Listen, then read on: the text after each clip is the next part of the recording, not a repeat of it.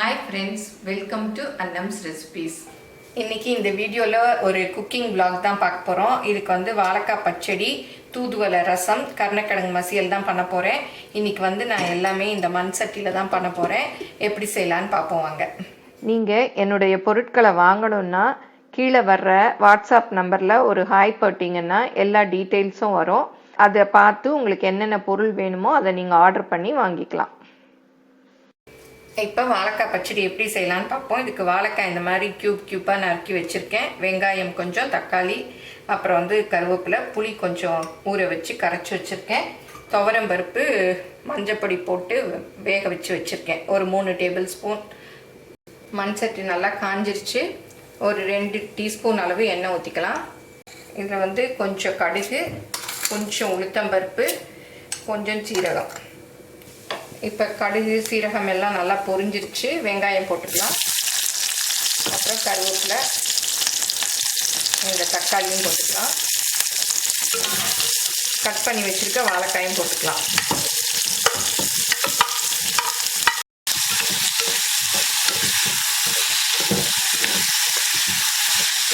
இப்போ நல்லா வதங்கிடுச்சு. புளி கரைச்சி வச்சுருக்கோம் இல்லையா, அதையும் ஊற்றிக்கலாம். அப்புறம் அந்த துவரம் பருப்பு வேக வச்சு வச்சுருக்கோம் இல்லையா, அதையும் போட்டுக்கலாம். இப்போ இந்த பச்சடிக்கு தேவையான சாம்பார் பொடி, காரத்துக்கு நான் சாம்பார் பொடி தான் போடுறேன். ரொம்ப போட வேண்டாம், கொஞ்சமாக போட்டுக்கிட்டா போதும். 1 ஸ்பூன் அளவு போதும். நல்லா மிக்ஸ் பண்ணி விட்டுறணும். இதுக்கு தேவையான உப்பும் போட்டுடலாம். நல்லா மிக்ஸ் பண்ணி விட்டுட்டு உப்பு காரம்லாம் பார்த்துக்கங்க. பத்தலைன்னா போட்டுக்கங்க. இன்னும் கொஞ்சம் தண்ணி ஊற்றிக்கணும். ஏன்னா அது வேக வச்சு இன்னும் தண்ணி திக்காயிடும்.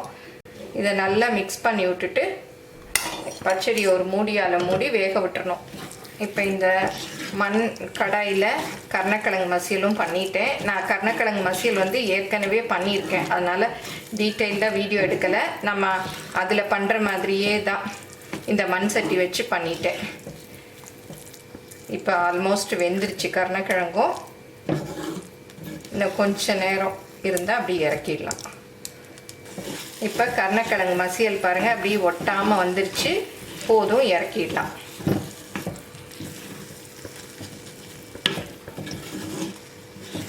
பச்சடிக்கு பெருங்காயம் போட்டால் தான் நல்லாயிருக்கும். நான் தாளிக்கரிச்ச போட மறந்துட்டேன். அதனால் இப்போ வேகரிச்ச போட்டுக்கலாம்.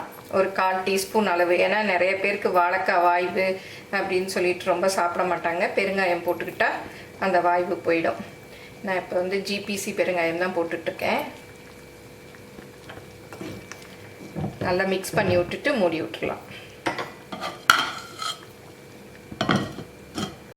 இப்போ திறந்து பார்க்கலாம். பாருங்கள், நல்லா வெந்துருச்சு. நம்ம எவ்வளோ தண்ணி ஊற்றிருந்தோம் எல்லாம் வத்திருச்சு பாருங்கள்.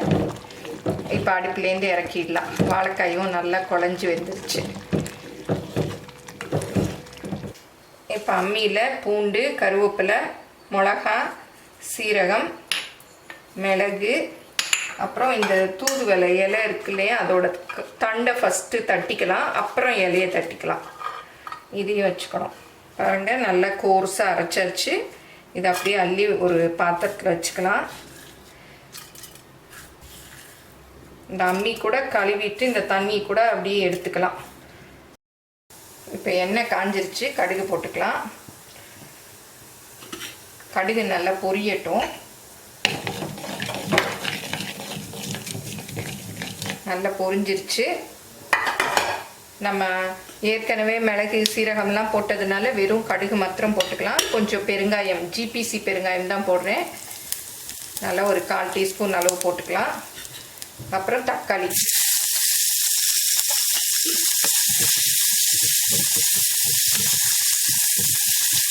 இந்த உப்பையும் போட்டுக்கலாம். அப்போ தான் தக்காளி சீக்கிரம் வதங்கிடும். தக்காளி வதங்கிடுச்சு. நம்ம இடித்து வச்சுருக்கோம் இல்லையா தூதுவளை, அதை எல்லாத்தையும் அப்படியே போட்டுக்கலாம். போட்டு நல்லா அப்படியே வதக்கிக்கலாம்.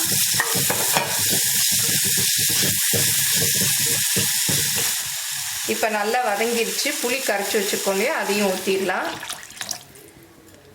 அப்புறம் இந்த துவரம் பருப்பு தண்ணியும் ஊற்றிடலாம்.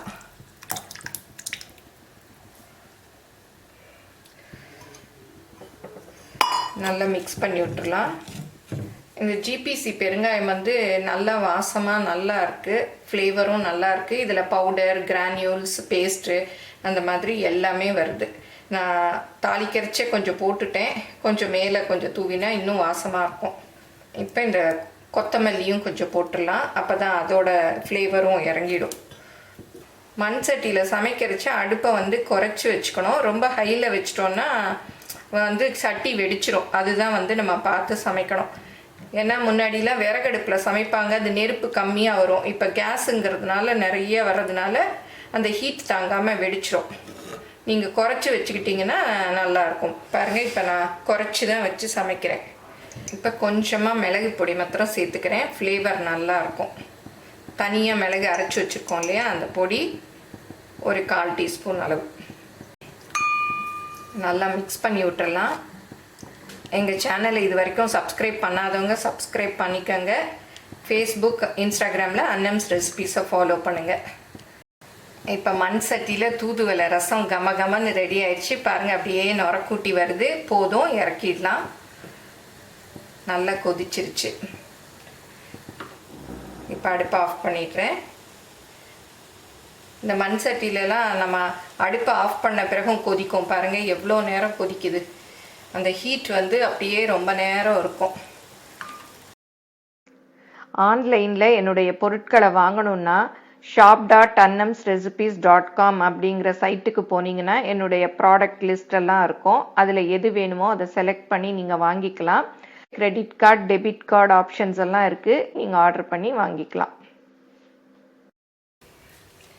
இப்போ யம்மியாக லஞ்ச் ரெடி ஆயிடுச்சு. அதுவும் எல்லாமே வந்து நம்ம மண் சட்டியில் தான் செஞ்சோம். நான் கருணக்கிழங்கு மசியல் ஏற்கனவே செஞ்சுருக்கேன், அதோட லிங்க் கீழே டிஸ்கிரிப்ஷனில் கொடுக்குறேன், பார்த்துக்கங்க. வாழைக்காய் பச்சடி, தூதுவளை ரசம், அப்புறம் சாதம், அப்புறம் தயிர், இது மற்றதெல்லாம் நம்ம வீட்டில் இருக்கோம் இல்லையா, அதெல்லாம் வச்சு சாப்பிட்டுக்கலாம். ஊறுகாய், அப்பளம் எது வேணும்னாலும். இந்த ரசம் மாத்திரம் தவறாமல் எல்லோரும் செஞ்சு சாப்பிட்டு பாருங்கள். உடம்புக்கு ரொம்ப நல்லது. திடீர்னு வரக்கூடிய இருமல், சளியெல்லாம் போக்கக்கூடியது, நோய் எதிர்ப்பு சக்தியை தரக்கூடியது இந்த தூதுவளை ரசம். இதை எல்லாரும் கட்டாயம் செஞ்சு பாருங்கள். இந்த லஞ்ச் vlog உங்கள் எல்லாருக்கும் பிடிச்சிருக்கும்னு நினைக்கிறேன். பிடிச்சிருந்தால் லைக் பண்ணுங்கள், எங்கள் சேனலை மறக்காமல் சப்ஸ்கிரைப் பண்ணுங்கள். தேங்க்யூ.